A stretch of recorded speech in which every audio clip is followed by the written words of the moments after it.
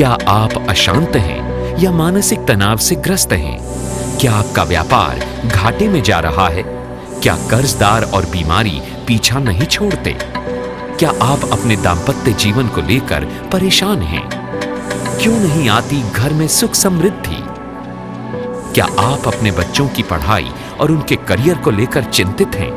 क्या आप जानते हैं कि इन सब बातों का कारण वास्तु दोष हो सकता है? और इसके निवारण के लिए आप मिल सकते हैं वास्तु विशेषज्ञ नरेश सिंगल जी से, जो अपनी प्रतिभा के लिए देश ही नहीं विदेशों में भी जाने जाते हैं। सिंगापुर, मलेशिया, थाईलैंड और दुबई जैसे देशों में ये किसी परिचय के मोहताज नहीं। सुप्रसिद्ध वास्तु विशेषज्ञ नरेश सिंगल जी से देश की राजनीतिक, सामाजिक व कॉरपोरेट जगत की कई बड़ी बड़ी हस्तियां नियमित रूप से सेवाएं ले रही हैं।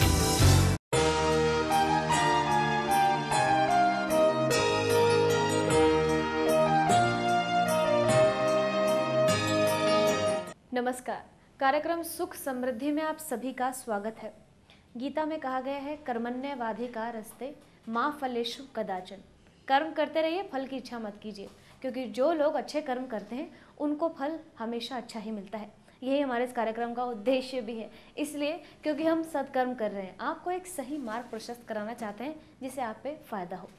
हमेशा की तरह आज भी हमारे साथ हमारे स्टूडियो में उपस्थित हैं नरेश सिंगल जी, जो वास्तु, पिरामिड और फेंगशुई के संदर्भ में आप लोगों को बेहतरीन जानकारी देते हैं और आपको ऐसी ऐसी बारीकियों से रूबरू कराते हैं जिनके विषय में आपको पता भी नहीं। और जब आपको वो जानकारी मिलती है तो आप लोग बहुत खुश होते हैं, क्योंकि इसकी जानकारी हमें मिलती है आपके फ़ोन कॉल्स और लेटर से। आइए मुलाकात करते हैं नरेश सिंगल जी से। नरेश जी, आपका स्टूडियो में बहुत बहुत स्वागत है। नमस्कार। नरेश जी, आपसे बात करके बहुत अच्छा लगता है, क्योंकि इसका पता इन्हीं एपिसोड से पता चलता है, क्योंकि पिछले कुछ एपिसोड्स हैं उससे हमें इतने ज़्यादा रिस्पांस मिला है कि ये कार्यक्रम बहुत अच्छा है। हमें वास्तु के संदर्भ में बहुत सारी जानकारियाँ मिलती हैं, दर्शक इतना पसंद करते हैं इस कार्यक्रम को। इस विषय पर आप क्या कहेंगे? ये तो दर्शकों का प्यार है जी। और बाकी हर आदमी अपनी ज़रूरत और अपनी समस्याओं से बंधा हुआ होता है, तो उनको ऐसा लगता है, उनको ऐसा एहसास होता है कि मैं उनको लायक हूँ या उनको स्थिति का जवाब दे रहा हूँ। मेरे लिए बड़ी बात है जी। खुशी है आपको? बिल्कुल जी, हमें भी, क्योंकि हमारा प्रोग्राम लोग इतना पसंद करते हैं। आइए अब बात करते हैं आज के विषय को। आज हम बात करेंगे बोरिंग के संदर्भ में। बोरिंग के विषय में आप हमें बताइए कि बोरिंग जो है वो किस दिशा में होना चाहिए और किस दिशा में नहीं होना चाहिए।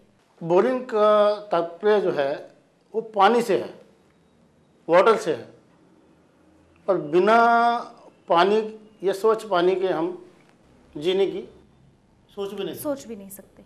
जब हम बोरिंग की बात करते हैं, बोरिंग आज का नया लफ्ज़ है। शास्त्रों के मुताबिक इसको हम कुआं मानते हैं। अब हम कुआं नहीं होकर के उसने जो शेप है वो बोरिंग की ले ली। बोरिंग के बाद ही जिसको हम हैंडपम्प भी बोल देते हैं, उसके ऊपर हम मोटर लगा देते हैं, पंप लगा देते हैं, जिससे वो खींचता है पानी। तो कई जगह पहले जब था, हम पानी 3-4 तरीके से लेते थे, नदी से, नहर से, कुओं से या तालाब से।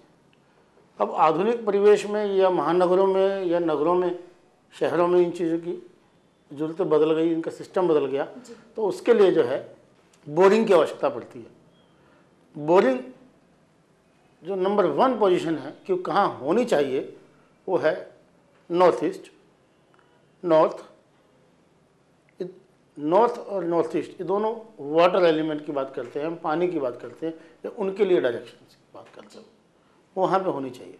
यदि जो बोरिंग है गलत डायरेक्शन में है तो उसकी रेमेडी क्या है, उसका उपाय क्या किया जाए? पहले तो हमें यही पता होना चाहिए कि गलत डायरेक्शन कौन कौन सी हैं। मैंने बोला कि boring north east and north में होनी चाहिए। थर्ड ऑप्शन इसके अंदर है एक और, ईस्ट में भी हम बोरिंग कर सकते हैं। इसके अलावा जो भी कोई डायरेक्शंस हैं बोरिंग की, वो सब गलत ही काउंट होती हैं, जिसमें कि बहुत ज़्यादा, बहुत ज़बरदस्त गलत जिसे बोलेंगे वो ये है कि यदि साउथ वेस्ट में बोरिंग है तो आदमी का हर तरीके से नुकसान ही नुकसान है। हेड ऑफ द फैमिली का तो बहुत बुरा हाल होता है इसके अंदर, और हमने एक नहीं 20 ऐसे हमारे एक्सपीरियंस हैं जहाँ पे हम गए हैं, और इसकी हमने कोई रेमेडी भी करवाने की कोशिश नहीं की। हमने इतना ही बोला कि आप इसको तुरंत इमीडिएट जितना जल्दी पॉसिबल होता है इसको यहाँ से निकलवाइए और दूसरी जगह इसको लगवाइए, राइट जगह।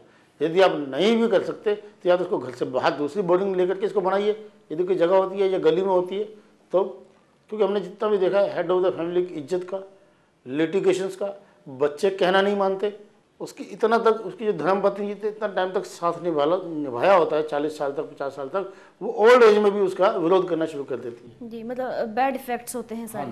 जी। और राज भय जिसे बोल देते हैं, यानी सरकारी डर, उस पर कोई रेड पड़ जाए, कोई ऐसा लिटिगेशन हो जाए जो उसके काबू से ही बाहर हो जाता है, यानी साउथ वेस्ट ये चीज़ है।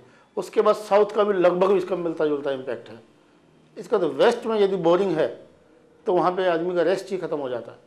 वेस्ट को जो हम बोलते हैं रेस्ट जोन बोलते हैं, और खासकर लेडीज़ के लिए भी बोलते हैं इसके अंदर, ये एकदम गलत है। ठीक इसी तरीके से साउथ ईस्ट का है। साउथ ईस्ट में यदि बोरिंग है तो आग लगने का डर हो जाता है, चोरी होने का डर हो जाता है, छोटे जो बच्चे होते हैं उनमें बीमार होने का बार बार प्रॉब्लम रहती है, कोई ना कोई समस्या खड़ी रहती है उनके साथ। तो इस तरीके से धन की किस ढंग से लीकेज हो जाएगी, किस ढंग से बर्बाद हो रहा है, वो उनका पता नहीं लगता। यानी दोनों चीज़ें मैं बताना चाहता हूँ कि साउथ वेस्ट के अंदर या साउथ के अंदर तो एकदम नुकसान हो जाता है, फैमिली मेम्बर्स तक का भी नुकसान हो जाता है, एक्सीडेंट भी हो जाता है, मृत्यु का कारण भी, अकाल मृत्यु का कारण भी बन जाता है, जिसका आदमी सोच भी नहीं सकता। बट साउथ ईस्ट के अंदर हम ये कह सकते हैं कि बीमारी और लगातार खर्चा और लेडीज़ का परेशान होना तय है। जी, इस तरह की जो समस्याएं हैं वो उत्पन्न होती हैं। बिल्कुल। और किस तरह के उपाय किए जाएं? इसका उपाय बस कुछ नहीं, कभी कभी क्या होता है, बोरिंग का जो इसको हम जैसे चारों कॉर्नर से वो पिरामिड से हम उसको होल्ड कर सकते हैं, उसको ब्लॉक कर सकते हैं। एक चीज़, इमीडिएट कुछ भी नहीं कर सकते, और आपके घर में इस टाइम आपको लग रहा है कि हमारे घर में बोरिंग यही है और आपके साथ ये समस्या इस टाइम चल भी रही है, आपको मेरे से को फ़ोन करने तक की भी ज़रूरत नहीं है। आप पेंट का डिब्बा लीजिए, पोस्टमैन रेड जिसे बोलते हैं, यानी जो लेटर बॉक्स का जो कलर होता है उस कलर को आप उसको पेंट कर दीजिए, आपको एटलीस्ट फर्स्ट एड जैसी बात तो इमीडिएट मिल जाएगी, उसी तुरंत उसका रिएक्ट, हाँ महसूस होगा उसको कि हाँ भाई इलाज ना भी हुआ हो लेकिन फर्स्ट एड जरूर हो गया। जी, आपने ये बताया नेगेटिव एनर्जीज को लेकर कि यदि गलत डायरेक्शन में होगा तो ये असर आएगा और इस तरह का प्रभाव आपके घर पे पड़ेगा। यदि जो हमारा बोरिंग का स्थान है सही डायरेक्शन में है, वो किस तरह के इफेक्ट्स डालता है? सही दिशा में है तो फिर चारों तरफ से आदमी को सुख शांति मिलती है, हर तरीके से समृद्धि मिलती है। उसके लिए ये समझ लीजिए कि वो लक्ष्मी का द्वार खुला है, उसके लिए तो हर चीज़ ओके है। यदि नॉर्थ में है तो धन आएगा, नॉर्थ ईस्ट में धन के साथ साथ कुछ नेम एंड फेम भी होगा, यानी शुभ लाभ जिसे हम बोलते हैं, और हम बोलते हैं शुद्ध लाभ जी, यानी इनकम टैक्स कट कर, यानी हर चीज़ आपको तरीके से मिल जाएगी उसके अंदर, यदि हम हमारे सही डायरेक्शन में बोरिंग्स वगैरह होंगी। यदि ईस्ट में है तो थोड़ा नेम एंड फेम में हो जाएगा, नॉर्थ में तो इन सब चीज़ें हैं। अगर कभी कभी फैक्ट्री की हम बात कर रहे हैं, थोड़ा सा बीच में ले रहा हूँ मैं, कि खास करके फैक्ट्री के अंदर यदि ये साउथ वेस्ट के अंदर है, उस फैक्ट्री के अंदर मालिक कभी आ ही नहीं पाता, आता है तो बहुत कम टाइम के लिए आता है, उसका दिल नहीं लगता, वहाँ से भागने की कोशिश करता है, बहुत ज़्यादा समस्या इसके अंदर आ जाती हैं कि वो सोचता मेरी चलती चलती एकदम मशीन क्या हो गया, उसको जो पेमेंट आनी होती है वो रुक जाती है, ऑर्डर होते हैं वो रुक जाते हैं।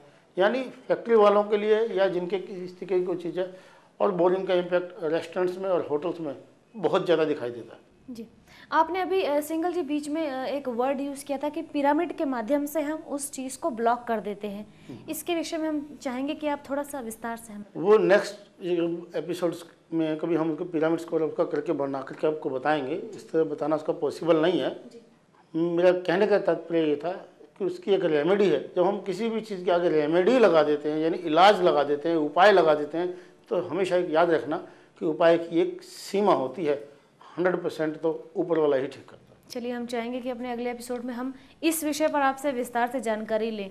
आप आज भी हमारे स्टूडियो में आपने हमें इतनी अच्छी बातें बताई हैं, इतनी अच्छी चर्चा रही है। मेरा कभी भी मन नहीं करता कि मैं अपनी इस चर्चा को यहाँ समाप्त करूँ, लेकिन समय की मांग है, वक्त मुझे इशारा करता रहता है कि चलिए ख़त्म कीजिए। आज भी आपका स्टूडियो में आने के लिए और इतनी अच्छी जानकारी देने के लिए बहुत बहुत धन्यवाद। नमस्कार।